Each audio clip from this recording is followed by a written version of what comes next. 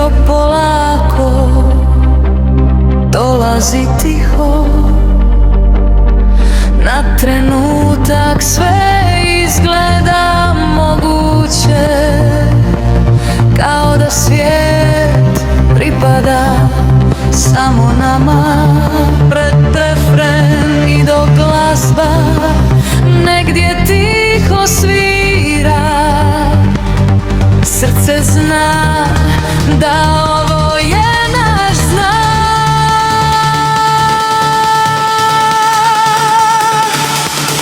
Ovo je grad koji nikad ne spava,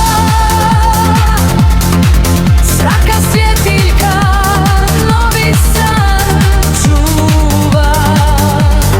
Ovo je grad koji nikad ne spava, svaka svjetiljka novi san čuva.